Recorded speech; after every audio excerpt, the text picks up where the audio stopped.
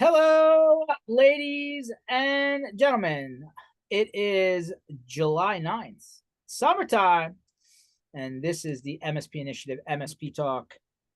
I'm going to get through some housekeeping like we do at the beginning of every one of these sessions. Then we'll get into the good stuff. So, mspinitiative.com. Once you learn how to spell initiative, it'll be easy to get there. This session is being recorded like every other session we've ever done. We put this in audio and video and YouTube and podcasts, and all this stuff is there. So you can get it in any format you like, on YouTube, on our YouTube pages, on our podcatcher, on mspinitiative.com on their sessions. Like, forward, subscribe. You know all the jam. Please do that. Just helps us continue these, make them worthwhile. Community Minds. We did an earlier Community Minds in Nashville. We're doing our second MSP Community Minds coming up here September 25th, 26th in Denver, Colorado. So, yes, we just like to go into Denver a lot since we're there so often. That being said, you will find a lot of our MSP panelists. Maybe I need to refresh, but a lot of our MSP panelists. Roll down. You need to move that up, I think. Are listed. So check out the agenda. Check out the people who are coming. This is actually a really, really, really totally educational event. There's no credit card swiping at the end of these. Check it out. It's going to be a 2-dayer packed with the people that you want to hear from, both MSPs and specialists from around the industry.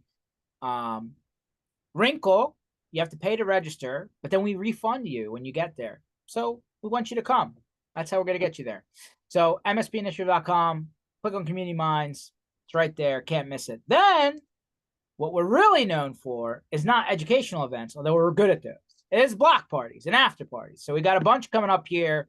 It's like a gauntlet, we're going to call it, between now and the end of the year. IT Nation Australia, we're doing one in conjunction with the IT Nation Australia event. So we'll be on the first night after the welcome reception, right there in Darling Harbor. Then we're going to have DattoCon Miami at the Fountain Blue is where that event is at. We'll be doing an event on the second night of that conference in October. And then we have, in the same week, since we're so good at doing two events in the same week, we're going to be doing both IT Nation Connect in Orlando and Kaseya DattoCon in Sydney in November. So there is, all of those events are happening in, like, I don't know, a 6 or 7 or 9 week span, something like that. Check them out. Click on them. You can pre-register. Costs you nothing to register ahead of time. If you're an MSP, please join us.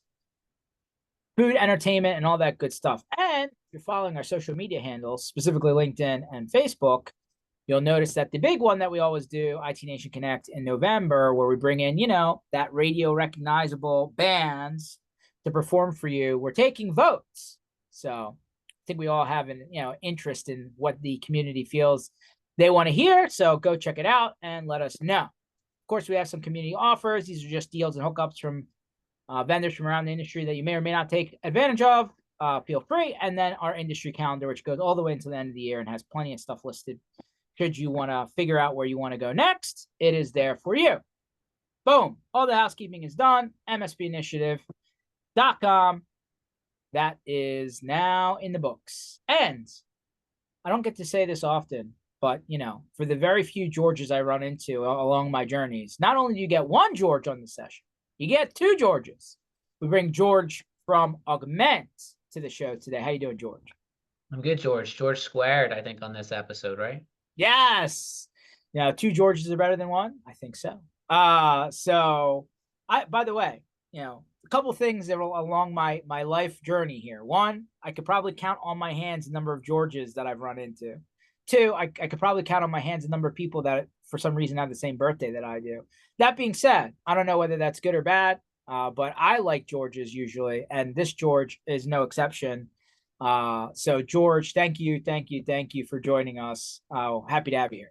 Yeah, thanks for having me too, George. It's great to see you again. Last time we saw each other was Dublin last month.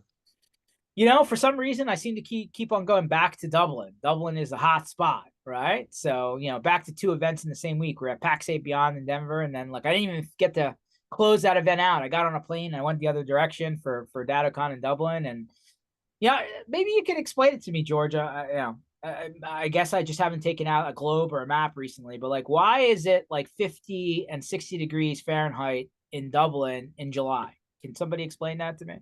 Oh, it's just it's always a little, yeah, I was shocked at how cold it was as well. I've forgotten. I think it's a couple of things. It's an island, so there's definitely the sea cooling effect the whole time. And also people will notice just in the UK, there's a special type of cold there that kind of just gets into your bones, right? You know, I live in Canada now, and it gets really, really far below zero, but the sun's still shining and it's blue skies, and if you cover your skin, you're okay. Whereas back in the UK and Ireland, it just seems, yeah, that's that cold that gets into your bones and keeps you cold. But that's why everyone drinks so much tea Wow. And beer for that matter. It and looks beer. like Edward is raising his hands. We usually don't do this, but why not? Let's give it a try. You can unmute, Edward. What do you got for us? Oh, see that? I caught him flat footed. He probably wasn't even ready for the audio part of this. Y'all hear me? I Yep. got you. Go for it. Okay. So I was just like new to MSP. I was wondering how much, like how long the trips are and like all that kind of information based. Yeah, I mean, I mentioned earlier, got that community calendar up for the year or the rest of the year. There's like 300 events when we came into January, for 2024. So Right. like bottom line is, I would say a typical event in the MSP space is going to be, could be as little as a half a day, depending on what it is, like a workshop, kind of lunch Right. type thing. Mm-hmm. Or it'll go into like a day and a half, 2 day type thing, which is kind of like we mentioned with our Community Minds event in Denver. And then full blown conference. Mm-hmm. In my experience, I'll let the other George chime in if he thinks I'm wrong. Usually, like it opens up in like a half day, kind of 3 day, kind of opening reception on the first day, and then like full day closing party at the end. So that's kind of the blueprint. Now, there is a little bit of like restacking effect where, like, for example, the larger events like PAX 8 Beyond just happened. That's a larger event. A lot of the DattoCon events are larger. IT Nation in November is a pretty large event. So what happens is a whole week of things could be happening in that case, right? Where Right. in the beginning part of the week, certain things are happening, and then like you get closer to the formal conference time, and then that closes the week out. So it all depends on what you're after, but there's plenty of content and plenty of places to go for sure. Okay. Yep. Thank you guys. Thank you. All Okay. good. Sounds good, my friend. Thanks for asking. Yep. So anyway, so George, yeah, I mean, so like I'm hopping on a plane going back to Europe next week, back to Dublin again. Seems like I just need to start wearing green stuff, but I guess I have a lot of Philadelphia Eagles stuff, so like that fits, right? The green, I think. And so but I gotta wear a jacket. This is gonna be 50 and 60 again in Dublin next week. And I'm Make like, sure wow, it's waterproof. waterproof. Okay, I can make that happen. I got rain jackets. Yeah, I have to get green rain jackets, but rain jackets nonetheless. exactly. Yeah. Okay. Well, there it's all good. Well, nice to speak to you again. I know that you've been flying the flag. You were really early days at the company you're at now, Augmentt. But before we even get there, I know this isn't the first time you've been on the show, but for anybody who hasn't heard from you before, why don't we tell them a little bit about your background, how you got into the like IT industry that we all kind of live in, and then like we'll get hear your story a little bit. Sure. Yeah, so I've been at Augmentt now since pretty much the beginning. I think I was employee number 9 or 11 or something. Prior to that, I actually worked at an MSP, or what I call an accidental MSP. And I use that expression that we hear so often. I kind of fell into the channel or fell into IT. At the time, how I got the job was actually knocking doors. I was looking for a job and went old school and went knocking doors with Wow. a resume. And I think these very technical guys that were, really deep into the IT space were just like, who the heck is knocking at our door? Who does that? And then whenever they saw it was me with a paper resume printed I out. was gonna say, what were you selling door to door? Just myself, I was just like, hey, I need a job. Can I come work for you guys? And they were just like, you don't really have a lot of technical experience. And I said, well, you got a whole office full of technical people. Maybe you want, to roll the dice on someone a little different. So they liked that. I was hired on to do their business development, so a lot of the sales and marketing. And it was really fun, kind of getting into this niche corner that we all work in the channel. Their story there was that, they had kind of come out of university, wanted to run their own business, and were really interested in website design, custom website design and software development. And so I was kind of like, why are you guys not charging maintenance and managed service fees for all these wonderful things that you build? And so we kind of unlocked that, started getting the recurring revenue from those maintenance agreements or managed services agreements, and took off. So yeah, it was really a lot of fun working there. Great people. And then yeah, I had a friend who was one of the first developers at Augmentt that kind of put a bug in my ear, saying, you know, he was working in the MSP space now at this startup, and that I want to come and work at a startup, which is something I always wanted to do. Huge opportunity for learning. And so I've had the pleasure of working under Derek Belair and Gavin Garbutt over at Augmentt, who have been in the channel much longer than me. So lots of great stories to hear from them, and lots of learning. Yeah, they were original Enable guys. That's right. Yeah, Gavin is kind of known as I guess some people refer to him as the godfather of the channel. He was kind of the guy that started managed services, you know, and kind of created the idea of, wouldn't it be nice if you had a bit of software that you could use to remotely monitor and manage things instead of having to get the toolbox in the van and go site by site by site. So yeah, that's going all the way back to 2000. Oh, there's still a bunch of people doing the toolbox in the van. Trust me. Yeah. Trust me. Hold on. Let's see. A lot of questions today. Go ahead, Joe. What do you got for us? I'm kind of new here, and can you guys hear me? Yep. Go ahead. And I was just wondering what all this meeting's about.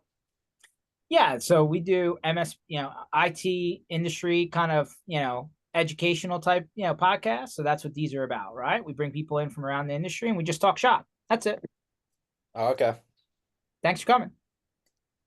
Yep. How this does affect LeBron's legacy? Doesn't, because LeBron, not that we want to go, NBA basketball. I'd rather talk NFL. But anyway, LeBron's legacy, I think he should just call it a day and preserve his legacy, to be honest. But since he wants to play with his son, and his son got drafted by the Lakers, and then all of a sudden I'm like, well, you're at the team that you're with. He gets drafted by that team, and then you opt out of your contract. I mean, okay, the business of professional sports. Moving back on. So George, I think that I had never realized at all the times that we've talked that you got your job by going door to door looking for a job. Yeah. Yeah, we've all been there, I think, at some stage, right? I think it's just funny that out of all the sectors that it worked out for was IT, right? Where IT is probably the first sector that you were.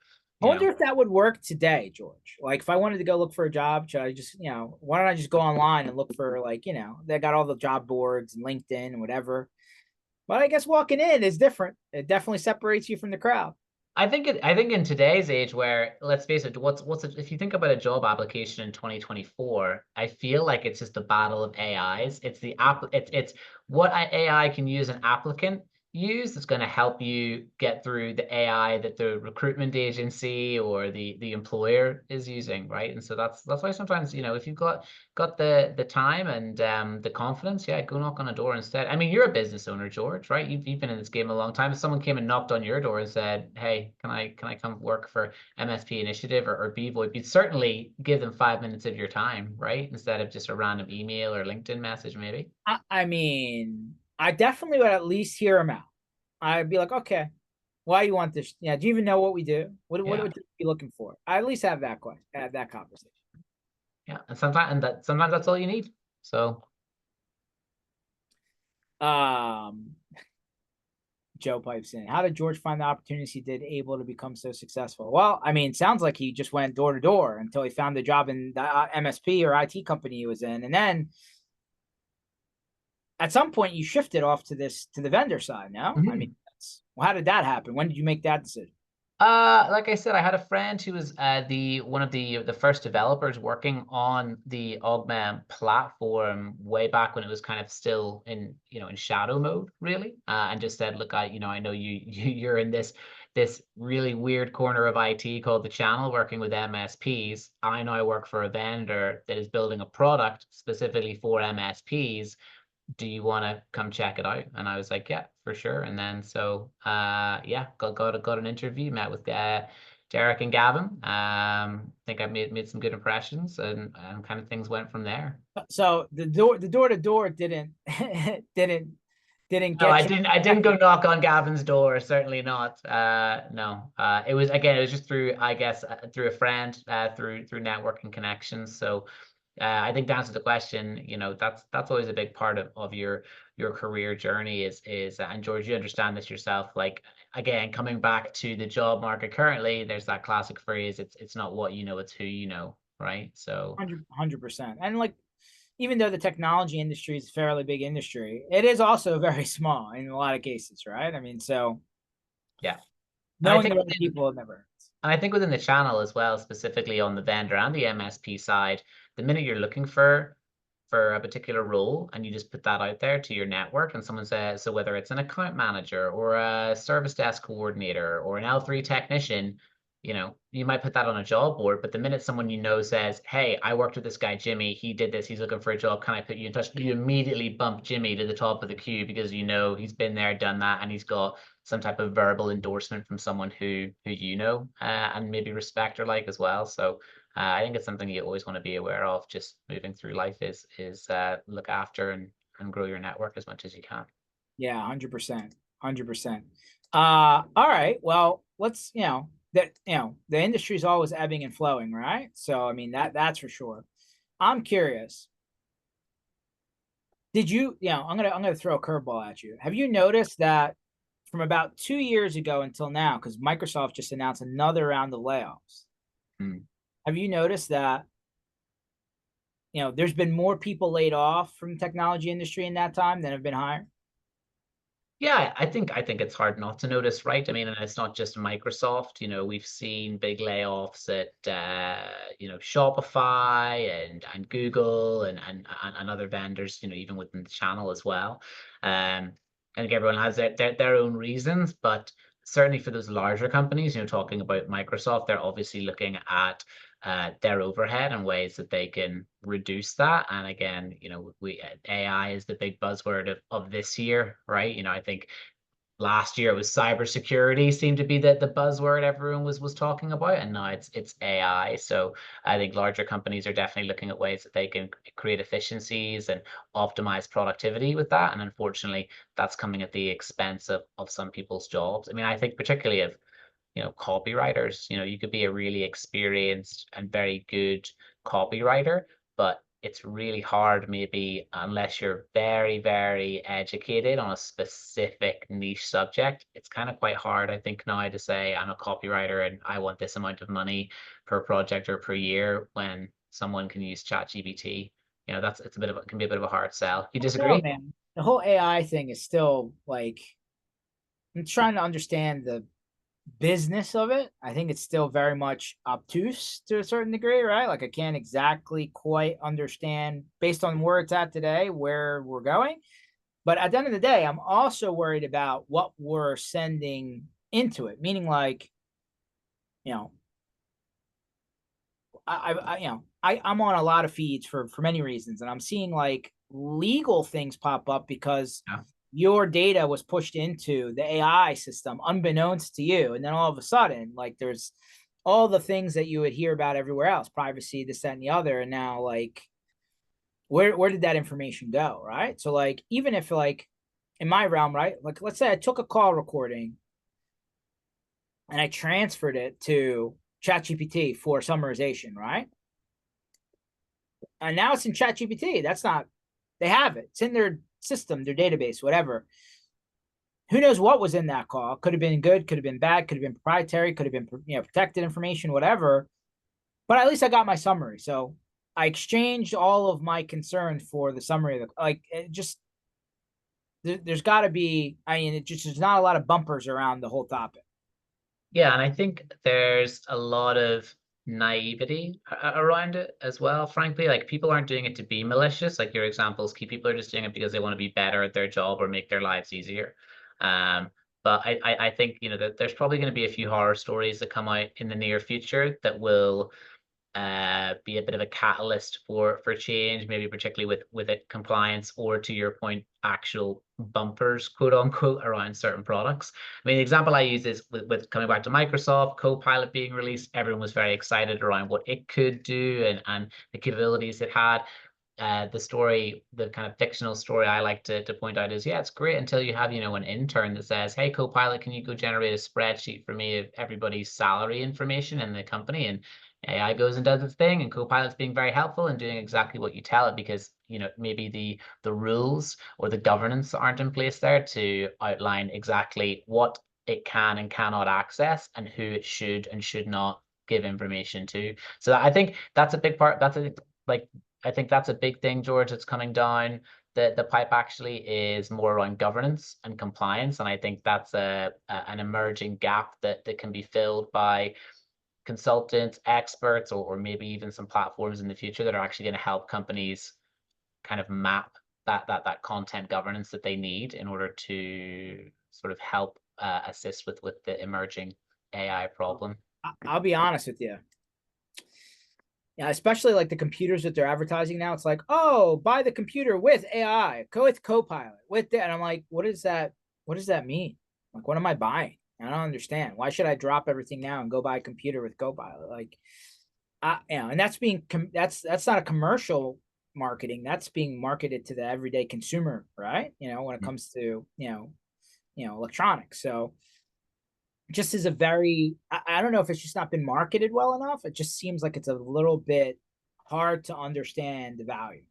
Yeah, and it's everywhere as well. You look at Meta and X, even LinkedIn. If you're doing a post and there's AI prompts everywhere, and you're kind of everyone needs to just simmer down a little bit, 100%. Yeah, I'm in a wait and see. I know there's other people that are like doing all sorts of stuff with it, trying to figure out where it goes. It's like, okay, let me know what you figure out and come back and see me. I think before I get too deep down this road, especially if I can't control where the data goes. That's definitely a concern for sure.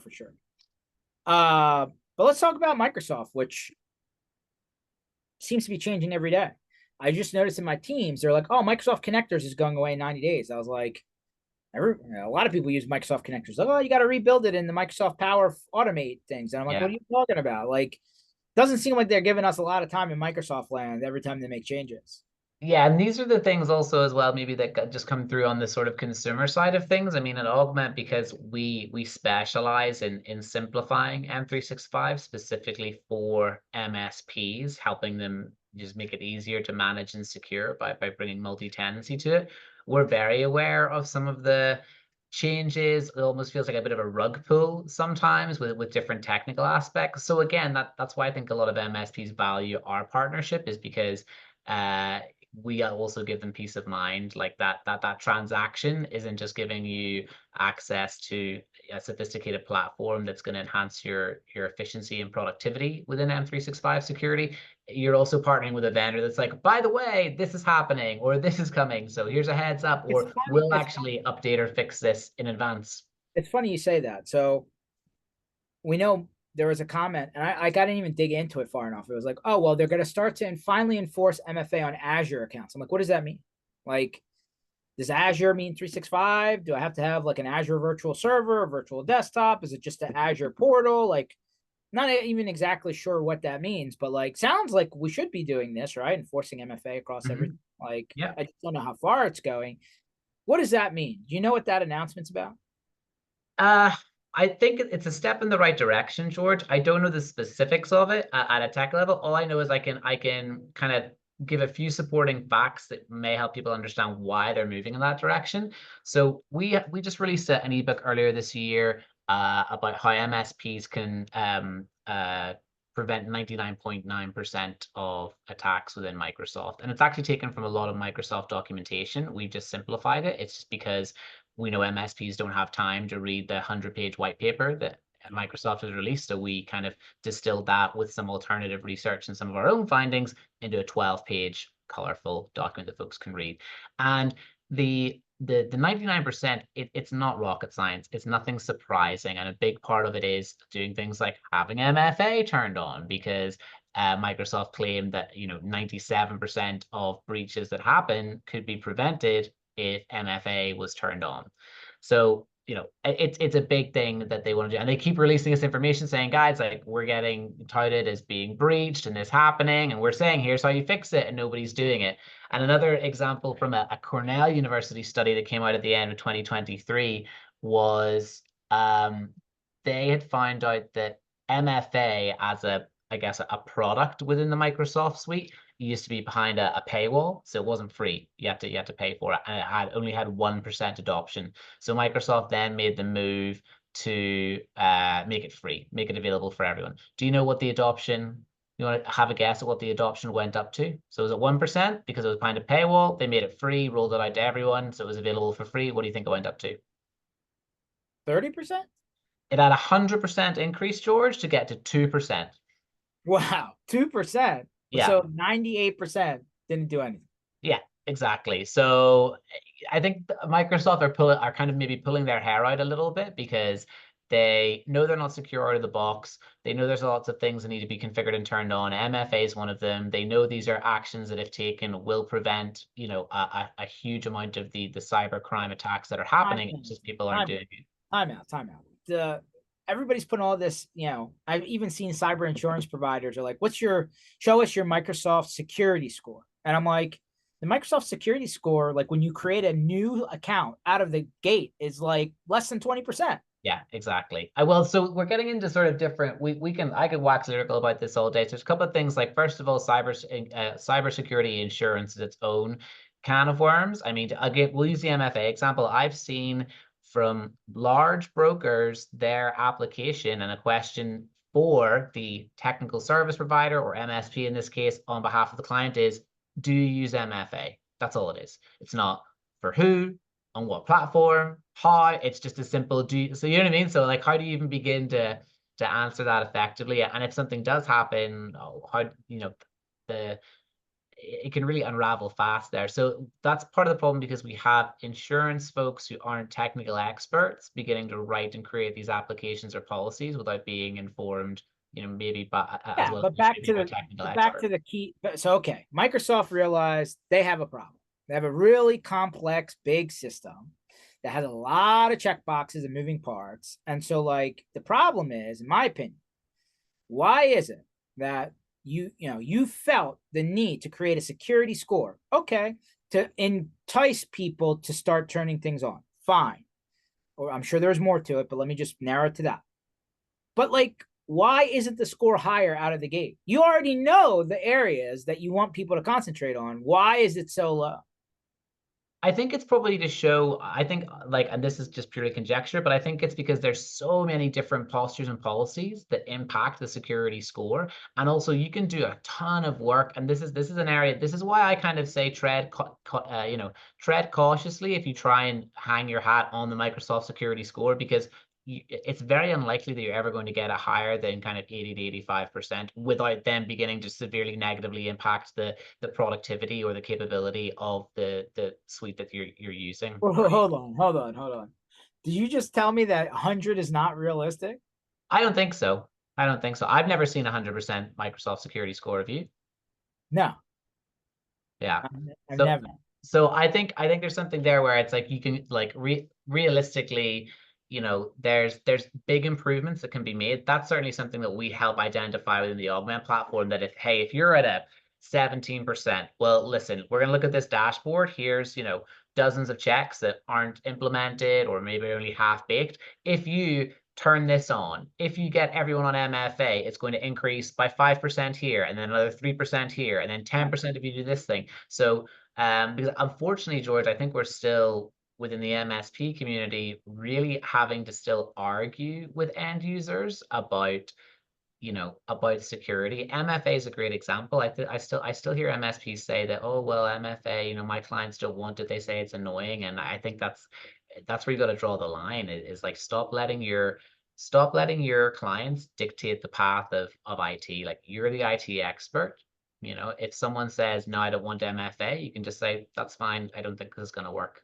It's been a pleasure, but you can go to somebody else, because we're talking about one thing, you know, a stack of probably 1,000 checkboxes. But like, I just happened to pop into a Microsoft admin center while we were talking, and this just shows you I don't have enough time to go and read all of the bulletins they put out on all of the product changes. But like, there's a page inside the Microsoft Admin Center that shows you like, here's every announcement, right?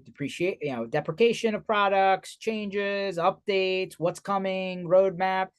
There's thousands, thousands across the entire. Just think of it like, think of the base Microsoft SKUs, right? I think there's still business basic out there, but business standard, business premium, E1, E3, E5, or maybe M1, M3, M5. There's like 5, 6 SKUs. So let's just say like business standard, business premium. There's thousands of things that are posted on just that product SKU. Who in the hell has time to read all of these? No one. That's the thing. That's part of the problem. And so you can understand why it gets very, very frustrating for MSPs that are trying to be sophisticated and smart by not having to do things in a manual way, maybe begin to develop their own PowerShell scripts to say, to create their own processes.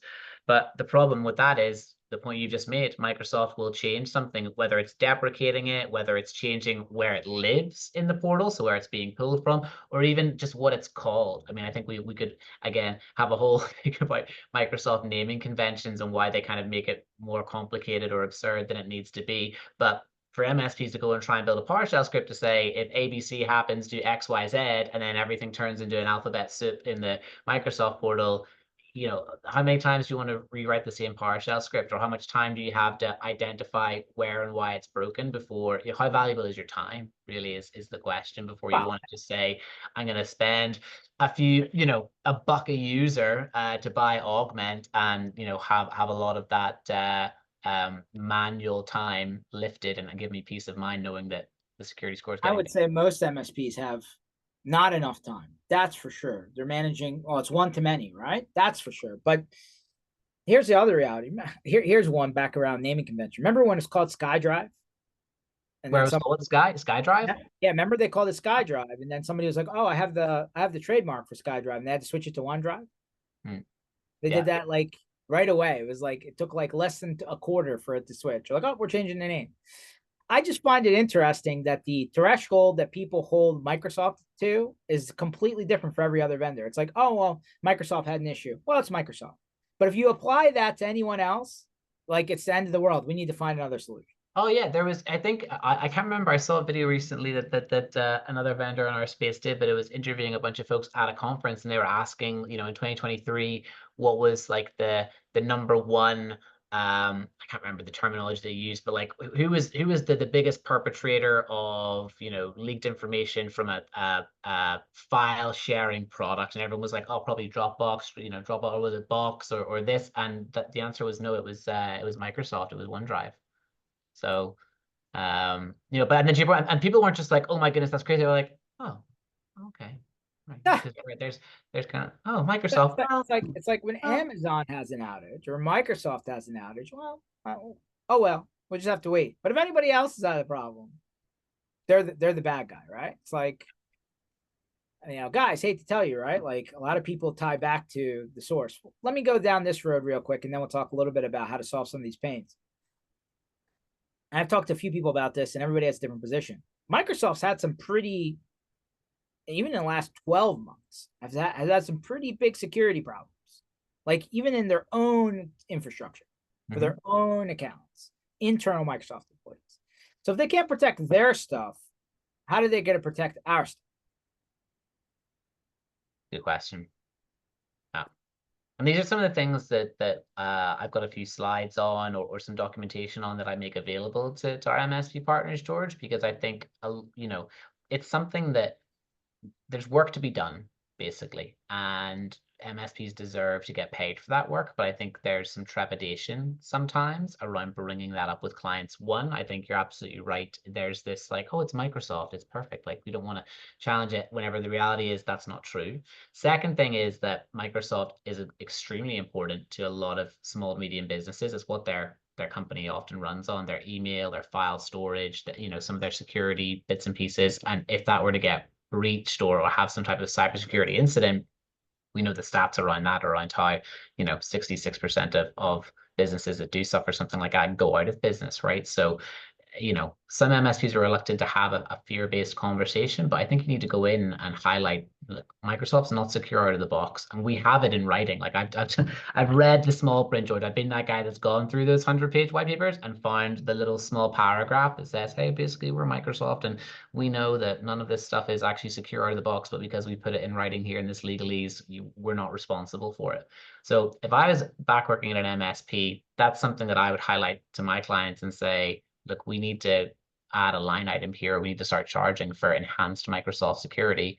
This isn't something that we've just made up to Microsoft themselves saying they know they're not secure. Here's a bunch of stats and case studies related to cybersecurity incidents that were focused on Microsoft. Why? Because it's the biggest and most used application in the world. So therefore it's the most targeted, and it's the thing most people care about. Right, and then begin to tell us you can weave other elements of cybersecurity and your cybersecurity program into that story. But it starts with educating people that Microsoft's just not secure out of the box. There's work to be done to build that wall and harden that environment.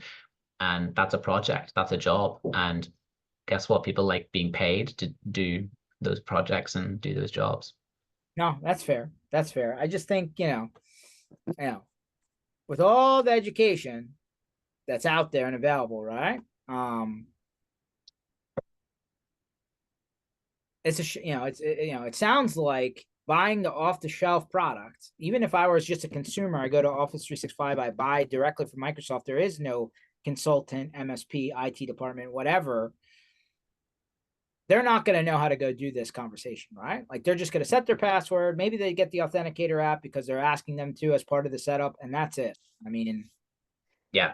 Well, again, a big thing that a little trick I would implement is within Augmentt, we have something called our security posture report. It outlines all the different checks that the Microsoft say should be enabled and configured in order to harden your environment. And we've got things color coded, so the non-technical folks that MSPs are working with can very clearly understand green is good, amber needs work, red is bad. We've also got gray in there, and that's a really useful one because what we're actually doing in one column is showing how that check corresponds to your license type.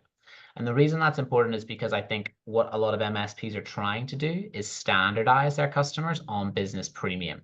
But their customers think, well, hold on. Number one, I don't really like the word premium. Number two, my PowerPoint is fine. My Excel works great. Word is perfectly fine with me. Sorry, why do I have to pay more?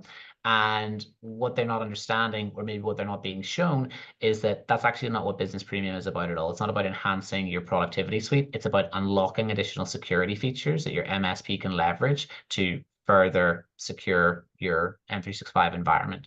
And so that report kind of just highlights, look, here's all these things that we actually don't even have access to. It's not a case of turning them on or off. We just simply don't even have access to them. But if we did, and we did turn them on, your security score would go up by this amount of percent or bump you up this higher. So that, Mr. Customer, is why we're getting you on business premium. It's not about just charging you more money for a better version of Excel. It's so that we can do our jobs as your trusted IT security consultant or provider.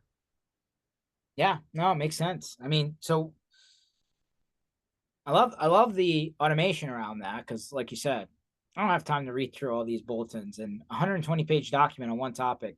I got other things to do. I don't have time to finish that. 12 pages, I think I can do 12 pages in a reasonably small period of time. That being said, you did mention earlier on, like the multi-tenancy effect. I mean, about GAP and GDAP and all this stuff, right? About trying to like partner center and this and that, like, seems to be constantly changing. I'm not exactly sure what the current state is versus what they're saying is coming later. Why that versus what your solution offers? Well, I think because our main objective is to simplify M365 security for MSPs. And so everything you said is true. There's a overwhelming amount of information within the portal, so much so that it becomes paralyzing. It's not helpful. It's not effective. The multi-tenancy thing is critical because if you're not using a platform like Augmentt that is specifically helping MSPs, what you're likely doing is still having to go tenant by tenant by tenant check by check by check. And so it's just an incredibly manual, cumbersome process. And as a business owner, you have to stop and think about that. Like, how's that impacting your technicians? I mean, what technician wants to sit down on Monday and be like, okay, your job is to go through these 20 different Microsoft portals and set up everything manually, right? And when you're looking at the same version of something that has a slight difference, maybe tenant number 1 has 12 staff, you got to go in, you've got to implement these checks, get everything done. Then you take your lunch. Afternoon, you go to tenant 2. It's 50 staff, but maybe they're in healthcare, so there's HIPAA compliance. You have, and it's very, very quickly you get your brain gets very discombobulated. You come back the next day, you have to do this thing in tenant number 3. Did I do that for tenant 1? Log out, clear my cache, open a new incognito browser, go back to tenant 1, make sure that I did that thing. Yep, that's fine. Okay, come back. Right, you see where I'm going? So it becomes someone's full-time job. And we've had conversations, George, with MSPs where even it's like, who's responsible for M365 security organization? And it's fractured across their team, which creates gaps in compliance or understanding or just general efficiency. And you can also use Augmentt as well, just for a little bit of peace of mind if you're a business owner. I was a fly on the wall for one conversation with our partner where the business owner said, okay, so we have MFA rolled out across everyone for this tenant because they're our number 1 client, has to be 100% MFA. Level 3 technician was like, yep, absolutely do, no problem. He's like, okay, cool, just show me an Augmentt real quick, because again, with a click of a button, you can pull up that report. Pulled up the report. Oh, it's only at 84. It looks like there's like 3 people that don't. He's like, oh, interesting. Okay, so yeah, let's fix that immediately, please. And again, with a click of a button, was able to turn on MFA, add them to whatever conditional access policies were available or implemented, and then get everything green, and then have that 100%. Because the reason why the business owner wanted that was because he wants the ability, George, to be able to go back in time through that audit trail. Now that we know compliance is coming in at a faster rate with some teeth, he wants the ability so that if someone says, can you prove that George Bardisi had MFA on, in June 2024, he can go and grab that Augmentt report and say, yeah, here's the report, next question. What else do you need to know as part of this audit or insurance claim or whatever it might be? Instead of having to run a PowerShell script that then breaks when you need it most because Microsoft has changed the name of something or where it lives, right? That happens all the time. I mean, to the point where I'm going down the Yellowbrook Road here, but seems like they're starting to charge people to get access to some of the, APIs and Graph and PowerShell scripts, and like effectively they're in a way to either rate limit it, meaning, hey, a lot of people are using this stuff, but hey, by the way, we're going to start charging you for it, and or we're going to start or limiting how much you can use it. Yeah, certainly for the Graph API, because there's so much you can do with that. There's definitely, they do impose some limitations on it. Just I guess from an infrastructure point of view, maybe. But again, I think at what point, like, you have to ask yourself as an MSP or a tech, like, how much is your time worth? Right. And if you're someone who loves it, you can go away and start your own little forum or channel, and you can really get into it and share that information and probably make some cash while you do it. But if your job is a role where that's only part of your day to day, like, how much time do you want to be spending it? If there's an easier and more efficient way to do it, surely that's worth a buck a user to help give you peace of mind. And more importantly, offload some of the responsibility, or maybe I'll put that in a better way, empower some of the other people on your team to do things. So one key example, we have a license report. So again, multi-tenant shows you all your licenses. Technicians love that because it fixes their problem at the end of every month, where traditionally maybe the CFO or the operations manager might say, hey, George, I need a report for billing reconciliation that shows me like all the licenses that we've bought in Microsoft as a CSP and how that's basically, spread out across the 50 tenants we manage. There's no button that you can click in Microsoft that gives you that. You have to go and pull that manually, or again, use a PowerShell script to kind of generate that. There is a button now in Augmentt that does that for you. And even better, you can pull it via an API, so you don't even have to do it. You can say, hey, Carol, here's this API from Augmentt. You just push that button and it'll give you all the information you need. I'm going to get back to clearing tickets or working on this project that's important, not having to spend half my day pulling a licensing report for you from Microsoft because it's the end of the quarter. I like that. It sounds like the Staples Easy button. Yeah, exactly. Yeah, staples easy button. We're trying to do the same thing for sales guys or marketing folks are always trying to simplify a lot of the technical complexities to highlight the value that an MSP provides. That's what I was doing. And I used to hate having to ask the technical guys, being like, look, I need something that shows this, or can you go into this vendor tool and get me this? Again, with Augmentt, you can just give your sales guys access to the things that are kind of out of the box, locked and loaded, ready to go, like the risk report or the summary report, things like that are simple and tailor-made for the end user. So they're not overly technical and they're just highlighting like, here's the problem, here's how we're fixing it, here's how much it's costing. I mean, that sounds very straightforward. So so it's really just $1 a user. Yeah, or less with volume discount. Yeah. I mean, and we've got guys, George, that are going in and charging, making 10x margin because they're charging $10 per user to their end user clients for a new line item. I'm going the other way with it. I'm thinking, all right, well, let's say an MSP has 10 accounts. Let's say there's 15 users per account. There's 150 users, $150 in that month for this solution. But my billable rate's probably 150, 175, hopefully not less than that, or else you should probably raise your price, but whatever. So in one billable hour of time, how much time did I save? Well, exactly. I think that's what it comes back to. Like how much time is like, how much is your time worth to you, or how much is your technician's time, or even how are you measuring your technician's time and efficiency? So yeah, that's it. Well, if anybody's listening to this and they don't know what their labor rate is per, their effective labor burden rate per employee, go back and figure that out, because that is an important number. That's how you can work backwards from, and by this effective labor rate is our burden rate includes overhead and electricity and cell phone, right? Like, what does it actually cost for that person to be functional in the company?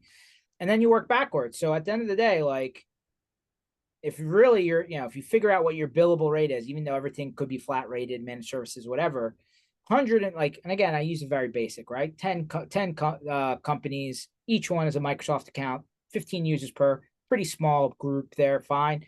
But still, 10 companies, it'll take you way more than an hour a month across those 10 companies to go and do this work. That's for damn sure. Because I'm going to tell you right now, we use a catchphrase here. So, well, if you can manage an Office 365 portal, our product should be easy.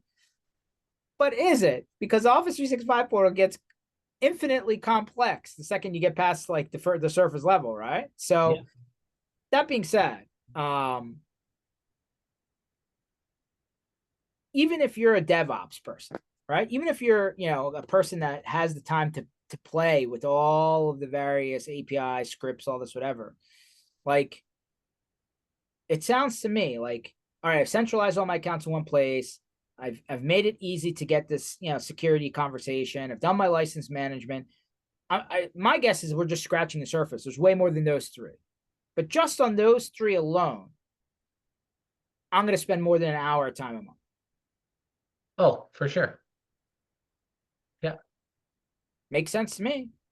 Yeah, it's all about saving your time and giving you peace of mind as well. I mean, that's the whole proactive side, right? And again, I asked an MSP peer group recently, like, what's the most important metric that you measure for your business, right? Is it security? Is it profitability? And there is some subtle disagreements over it, but what they all kind of came to was its efficiency, because if you're profitable, you're going to be efficient. So if you can be more efficient, you'll be more profitable. And if you're proactive with things like security, then you're going to be more efficient, because if you're being proactive, less bad things will happen, or you'll catch them sooner, which makes you more efficient, makes you more profitable. Everything kind of, snowballs or force multiplies from there. So yeah, I think, again, with the rapid rate the technology is advancing, and the new technology that seems to be almost getting uncovered or unlocked on a monthly, weekly, I don't know, daily basis. It's crazy right now, the period that we're living in, right? So, and again, we've just scratched the surface with one corner of the market that is Microsoft and how complex that is. So, I think as an MSP, whenever you're responsible for managing multiple companies with different needs, you really need to focus in on getting your stack modernized, up to date, somewhat cloud focused. If you haven't already, that's a different conversation around just SaaS and users in general. But yeah, really start taking a look at how you're measuring the efficiency of your team, and how you can increase that. I like that. Where do I get more information?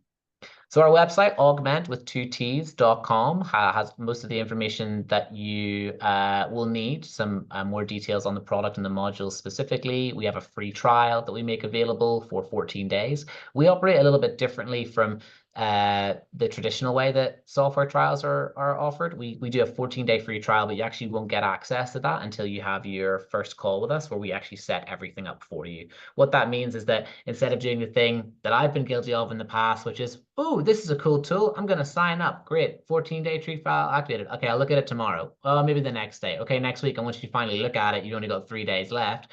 By having that first call with us, that's your day one. We set everything up for you, including rolling it out to actually some of your customers. And then you actually have 2 full weeks with a fully configured platform to actually test and play with.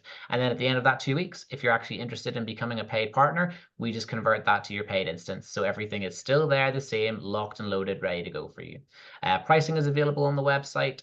If anybody wants to reach out to me directly, it's George Smith, but make sure you put Augmentt into LinkedIn, or good luck trying to find me in the thousands of George Smiths there are online. Feel free to connect with me directly. I'm happy to answer any questions or have any more conversations with folks who want to talk business strategy and development.